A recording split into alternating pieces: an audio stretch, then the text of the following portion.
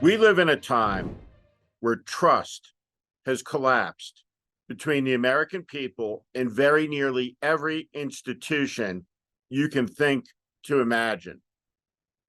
The Boy Scouts, the Catholic Church, political parties, the American government. Everywhere you look, there is wrongdoing, fraud, malfeasance. Some of the most important institutions in the country have long been considered to be the most important academic institutions.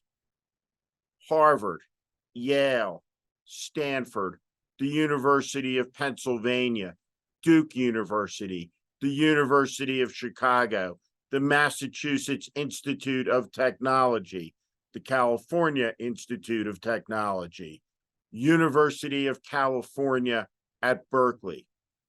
These names are famous around the world as centers of learning, institutions that made the country strong. John Kennedy talked about this at one of his last major speeches at Amherst in the fall of 1963 while honoring the poet Robert Frost. What President Kennedy said, what purpose is there for a university in an American society if not for there to be a great national purpose attached to it? These great institutions of learning that gave so much to the country have been hijacked over the last generation. And the testimony before Congress of the presidents of the University of Pennsylvania and Harvard and the Massachusetts Institute of Technology is evidence of the fruits of that hijacking. It was an ideological hijacking that became dogmatic and intolerant and nasty over the course of a generation. America's elite universities stopped teaching, stopped challenging, stopped making young people uncomfortable about their convictions and their ideas, and instead made them into brittle citizens who require trigger warnings if they dare be exposed to an idea or a thought that they disagree with. These young men and women are unprepared for real life. They are burdened by debt, forced on them by a greedy system, and they have had foisted upon them an ideology that is evil at its core. When you see the twisted and contorted young American faces screaming from the river to the sea, calling for the genocide of the Jewish people and the eradication of the state of Israel within a living lifetime of the liberation of the death camps, you know that something has gone horribly off the rails.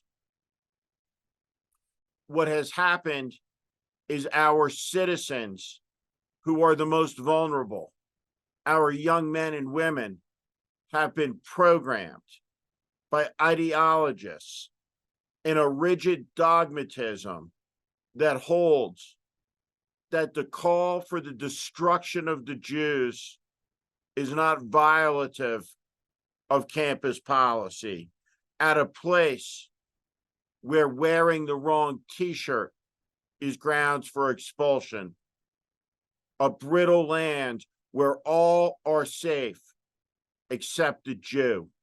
It's unacceptable in 21st century America, and it demonstrates profoundly how corrupted, how broken our elite institutions have become. They are swimming in foreign money. They have become utterly hostile to the concepts of Americanism, to the concepts of tolerance, freedom of speech, pluralism, and academic liberty. These are cloistered societies where there is no room for dissent. They are authoritarian madhouses.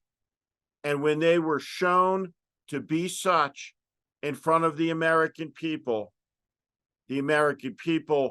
were revulsed, as they rightly should be, by the decadence and collapse of intellectual decency at the hands of some of the most privileged people in the country who have guided their institutions, Harvard, MIT, and the University of Pennsylvania, into a moral abyss.